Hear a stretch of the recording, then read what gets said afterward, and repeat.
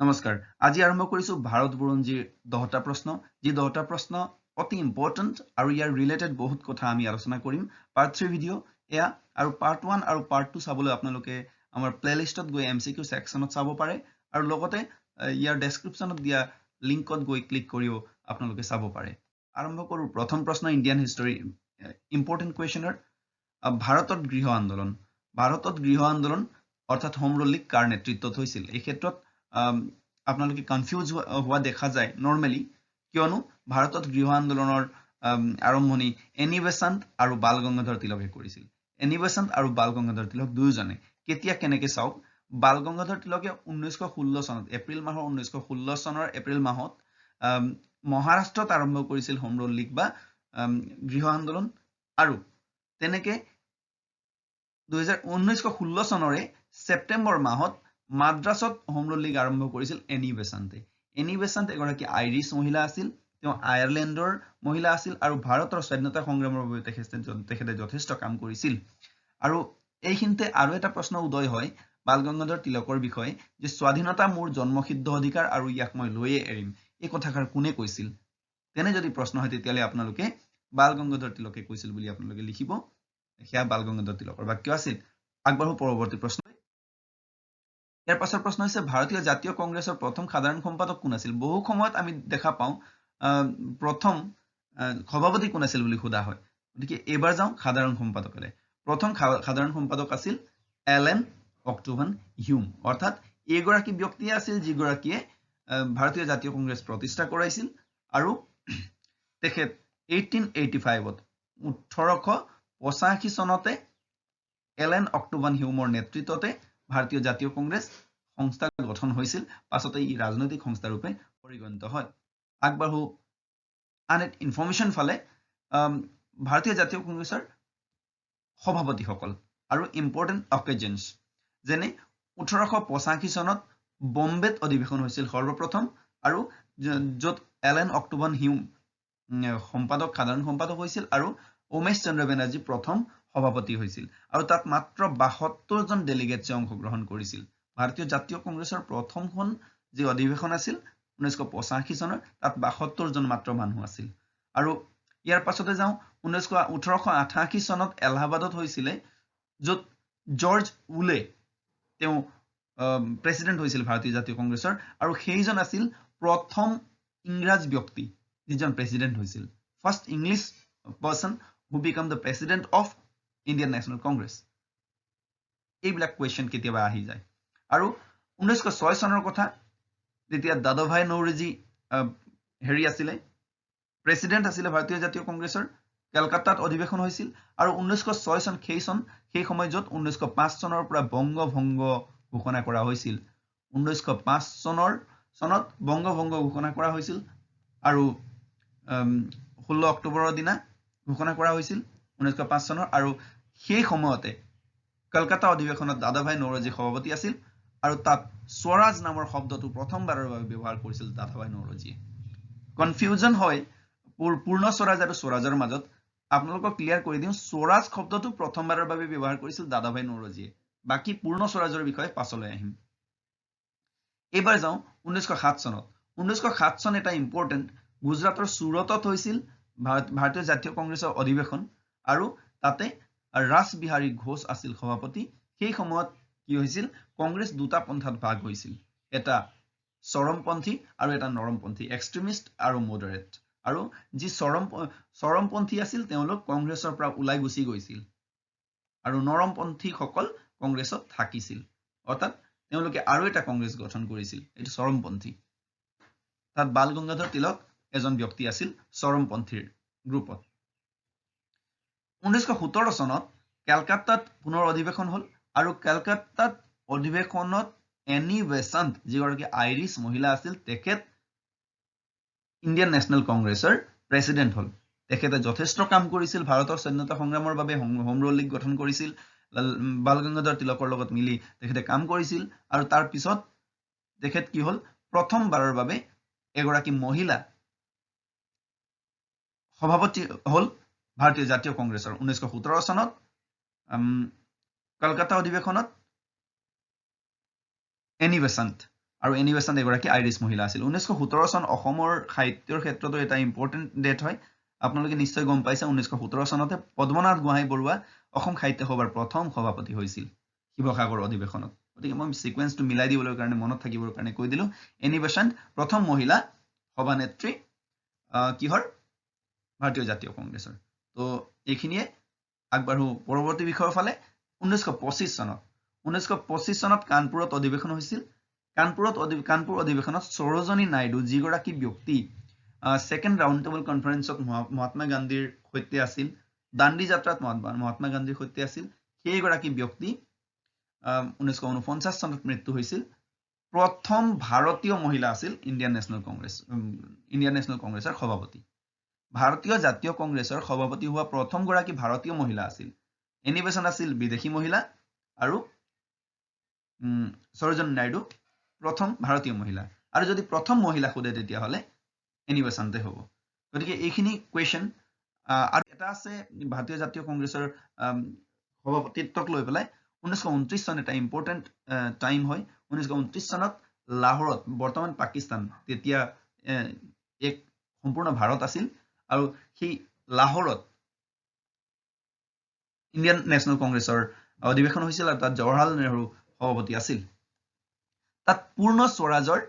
প্ৰস্তাৱ লোৱা হৈছিল মই কৈছো যে স্বৰাজ শব্দটো প্ৰথম ব্যৱহাৰ কৰিছিল বাল গংগাধৰ তিলকে আৰু পূৰ্ণ স্বৰাজৰ প্ৰস্তাৱ কাৰ দিনত লোৱা হৈছিল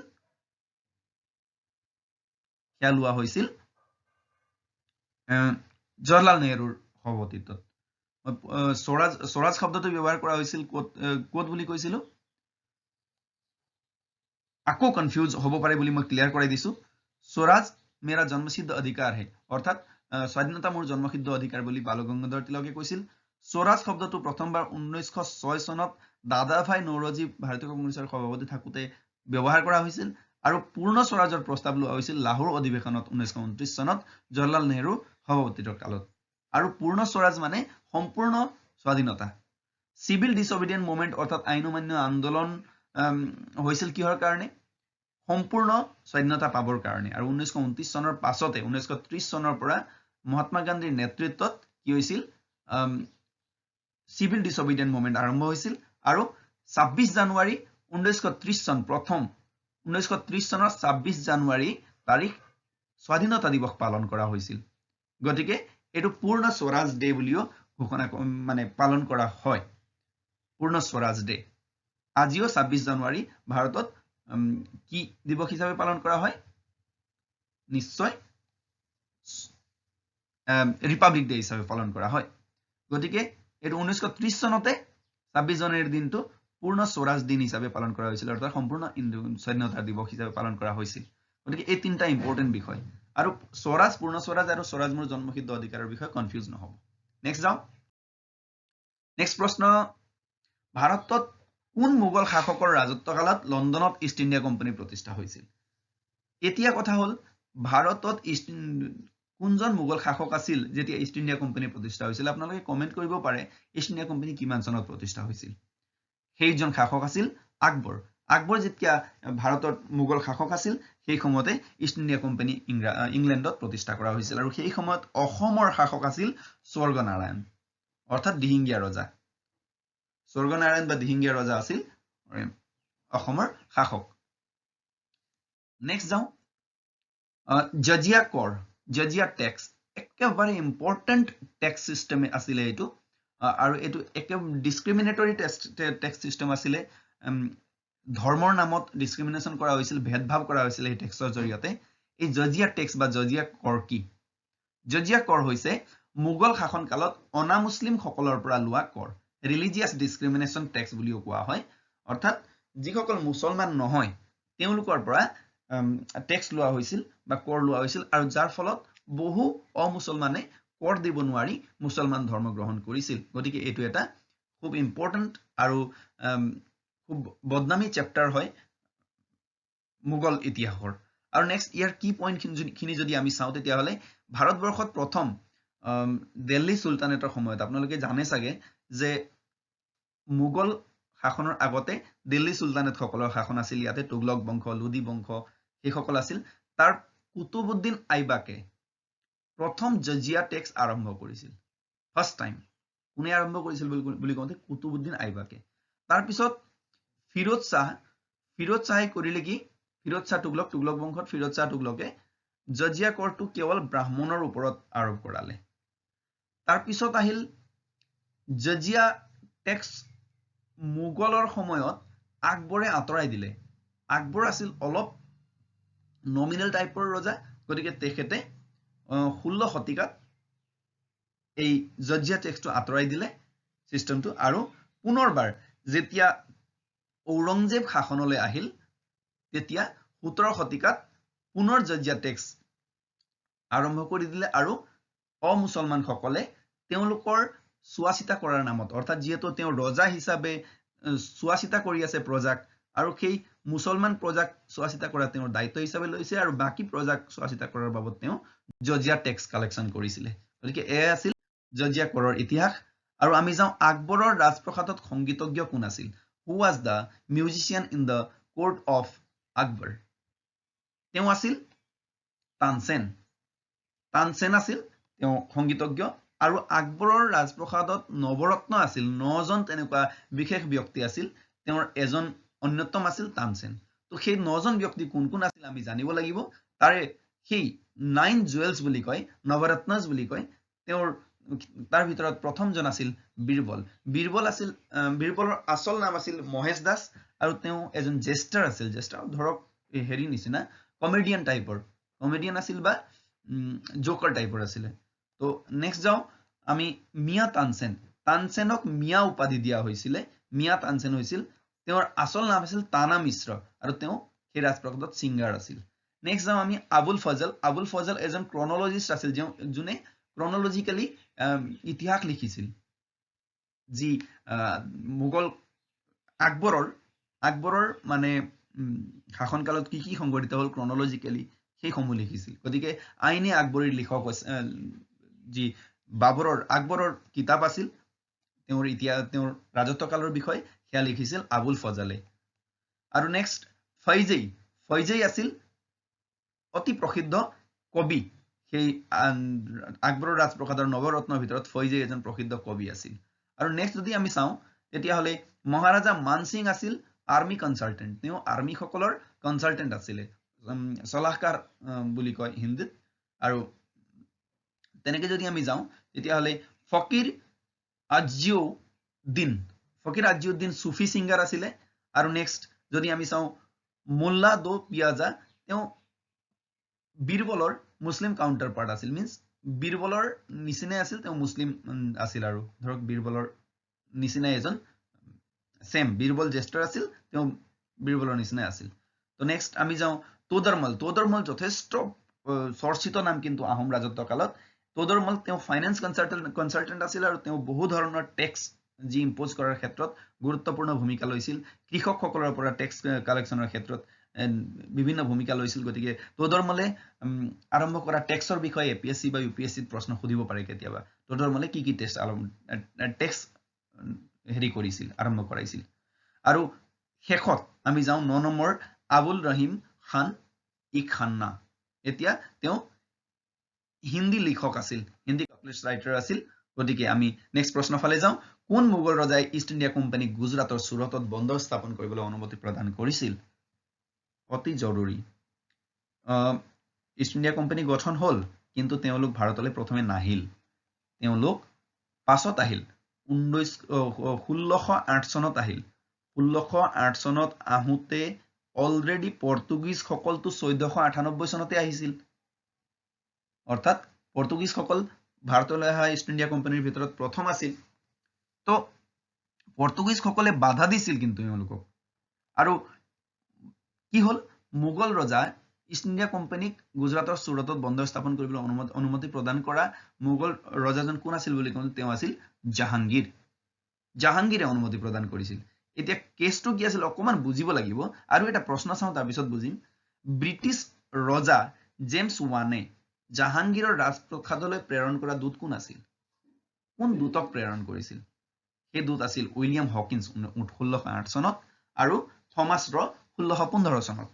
এতিয়া আহো সম্পূৰ্ণ অকমান ডিসকাশন লাগিব 1 মিনিট মান লাগিব 1.5 মিনিট মান লাগিব আপোনালোকে ধৈৰ্যৰে শুনিব নহলে কনফিউজ হৈ যাব টপিকটোত এলিজাবেথৰ পাছতে কোন আছিল জেমছ 1 ইংলেণ্ডৰ ৰজা আছিল আৰু 1857 চনৰ পৰা 1947 লৈকে এই দুজনে চলাইছিল মনত ৰাখিব আৰু এই 1600 চনৰ পাছত সৰি এটো 1800 নহয় 1600 এই 1600 চনৰ হেৰিত 1600 চনৰ সময়ত জেমছ ৰজা জেমছ হেৰি মোৰ অলপ কনফিউজ হলো ইয়াতে 1800 চনৰ নহয় ৰজা জেমছ 1608 চনত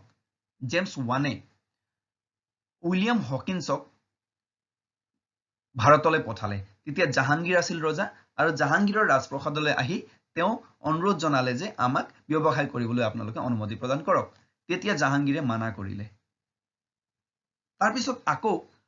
1615 ত থমাস ৰক আকৌ প্ৰেৰণ কৰিলে আৰু তেতিয়া কিন্তু জাহাংগীৰে তেওঁলোকক অনুমতি প্ৰদান কৰিলে সেই অনুমতি আছিল কি সেই অনুমতি আছিল এই গুজৰাটৰ সুৰতত এখন বন্দৰ স্থাপন কৰি তাত সেই বন্দৰ ব্যৱহাৰ কৰাৰ তাত ব্যৱসায়িক বন্দৰ হিচাপে ব্যৱহাৰ কৰাৰ এই পৰামৰ্শ দিছিল হেৰি অনুমতি দিছিল জাহাংগীৰে গতিকে আমি নেক্সট টপিকলৈ যাওঁ শাহজাহানে নিৰ্মাণ কৰোৱা মনুমেণ্টসমূহ কি আছিল শাহজাহানে নিৰ্মাণ কৰোৱা মনুমেণ্টসমূহ আছিল লালকিল্লা তাজমহল জামা মছজিদ মূলসমূহৰ ভিতৰত এতিয়া শাহজাহানৰ এই এজন যথেষ্ট প্ৰসিদ্ধ আছিল তেওঁ মুমতাজ মহলৰ নামত লালকিল্লা তাজমহল নিৰ্মাণ কৰাইছিল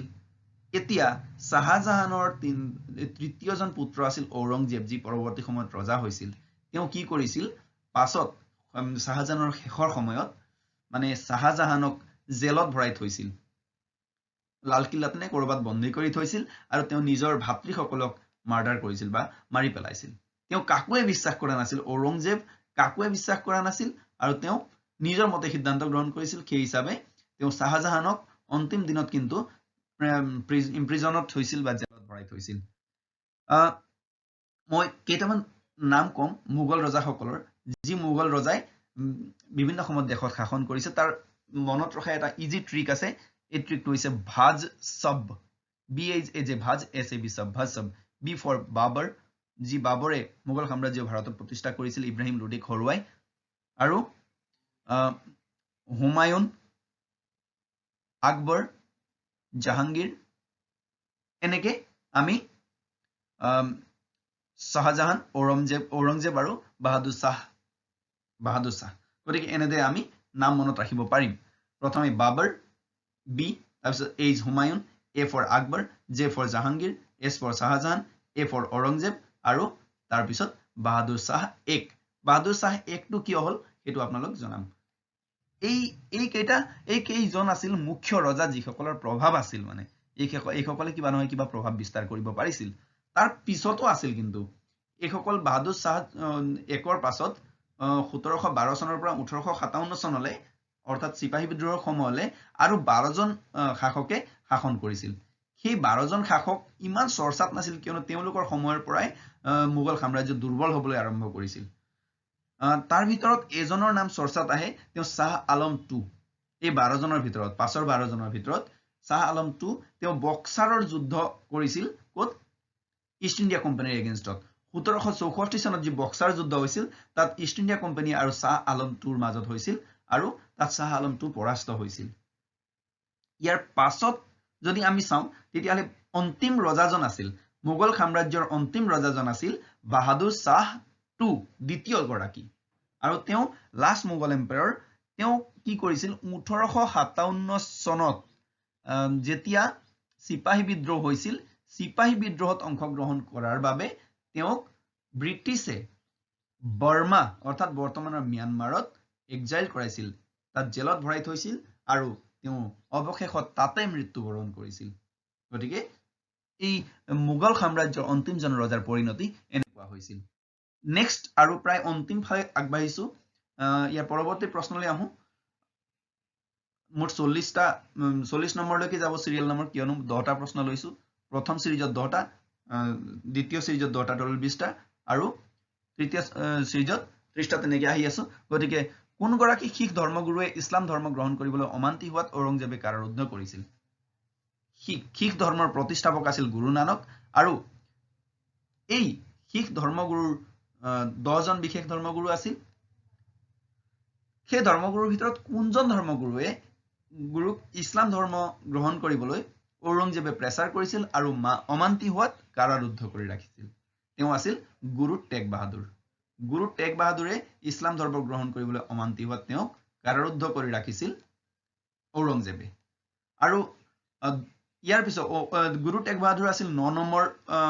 শিখ ধৰ্মগুৰু আৰু দশম শিখ ধৰ্মগুৰু আৰু অন্তিমজন দশম অৰ্থাৎ অন্তিমজন আছিল গুৰু গোবিন্দ সিং গুৰু গোবিন্দ সিঙৰ পিতৃ আছিল গুৰু টেগ বাহাদুৰ মনত ৰাখিব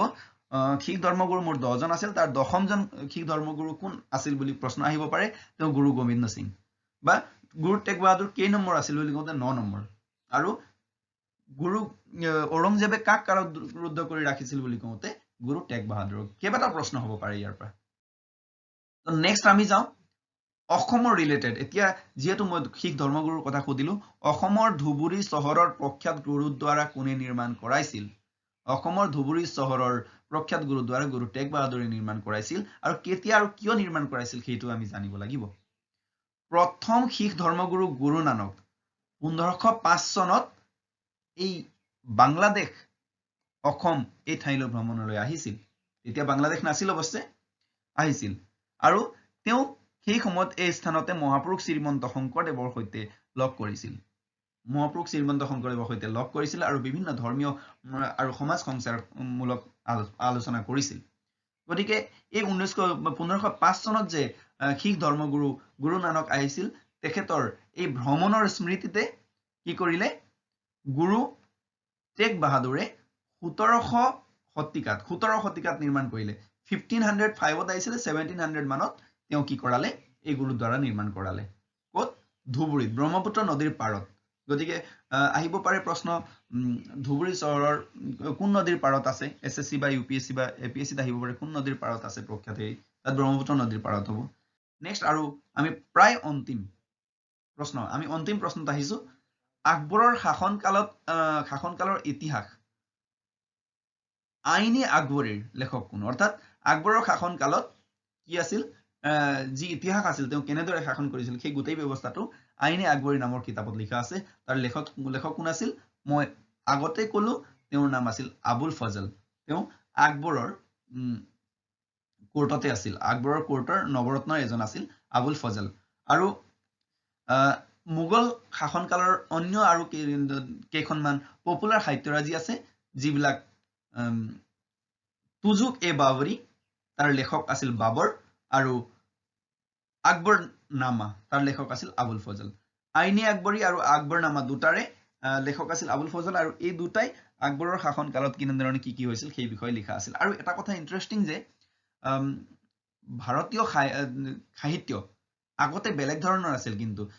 ব্যক্তি পূজা ইমানকে আৰম্ভ হোৱা নাছিল মুঘল সাম্ৰাজ্যৰ সময়তে ভাৰতৰ চিত্ৰকলা হওক বা সাহিত্যত ব্যক্তি পূজা আৰম্ভ হৈছিল যেনে ইলোৰা কেভ আৰু অজন্তা কেভৰ যিবিলাক চিত্ৰকলা আছে তাত কিন্তু সমাজ জীৱনৰ বিষয়ে পুৰুষ মহিলা শিশুসকলৰ বিষয়ে উল্লেখ আছে আৰু যেতিয়াই মুঘল সাম্ৰাজ্য আৰম্ভ হ'ল বা সেই সময়ৰ পাছৰ পৰাই কিন্তু চিত্ৰকাৰিতাত ব্যক্তি পূজাৰ বিশেষকৈ আৰম্ভ হ'ল আৰু সেই কথাও প্ৰশ্ন আহিব পাৰে কেতিয়াবা আপোনালোকে ইলোৰা কেভ আৰু মুছলিম ভাস্কৰ্য হিন্দু ভাৰতীয় ভাস্কৰ্য প্ৰাচীন ভাৰতীয় ভাস্কৰ্য আৰু মুছলমান ভাস্কৰ্যৰ মাজৰ সম্পৰ্কৰ বিষয়ে সুধিবলৈ গ'লে কেতিয়াবা এনে ধৰণৰ প্ৰশ্ন আহে গতিকে সমাজ জীৱনৰ বিষয়ে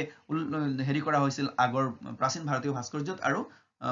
যি মুছলমান ভাস্কৰ্য বা মুঘল ভাস্কৰ্যৰ সময়ত ব্যক্তি পূজাৰ ওপৰত বিশেষ গুৰুত্ব দিয়া হৈছিল এই সাহিত্যই হওক বা কলাই হওক সেই কথা মনত ৰাখিব গতিকে আজি এই কেইটা প্ৰশ্ন আমি আলোচনা কৰিলো অতি ইম্পৰ্টেন্ট বুলি বিবেচিত হ'ব বুলি ভাবিছো আৰু অন্য পাৰ্টত এনেকে ডেসক্ৰিপটিভ টাইপত খুব সুন্দৰকৈ 10টা প্ৰশ্ন লৈ আহিম যিবিলাকে আপোনালোকক পৰীক্ষাত সহায় কৰিব পাৰে আপোনালোকে এই ভিডিওটোৰ যদি পাৰ্ট 1 বা পাৰ্ট 2 চাব বিচাৰে তেতিয়াহলে প্লেলিষ্টত গৈ আপোনালোকে চাব পাৰিব বা ডেসক্ৰিপচনত দিয়া লিংকত গৈ আপোনালোকে ক্লিক কৰি চাব পাৰিব যদি ভাল পাইছে কাইন্ডলি সাবস্ক্ৰাইব কৰি দিব আৰু প্ৰশ্ন লৈ আহিম আপোনালোকে শেয়াৰ কৰি দিব যাক প্ৰয়োজন আছে আপোনালোকৰ ষ্টুডেন্ট থাকিব পাৰে আপোনালোকৰ ল'ৰা ছোৱালী থাকিব পাৰে যাক প্ৰয়োজন হয় শ্বেয়াৰ কৰি দিব আৰু ভিডিঅ' ইমান সময় চোৱাৰ পিছত এটা লাইক এটা কমেণ্ট কেনেকা পালে আৰু শ্বেয়াৰ এটা কৰি দিলে আমিও নিশ্চয় ভাল পাম আমি গম পাম যে আপুনি ভিডিঅ'টো চাইছে আপুনি কিবা নহয় কিবা ধৰণে উপকৃত হৈছে নে নাই কিবা ভুল আছে যদি সাজেশন কৰিব থ্যাংক ইউ অনতি পলমে লৈ আহিম পৰৱৰ্তী ভিডিঅ'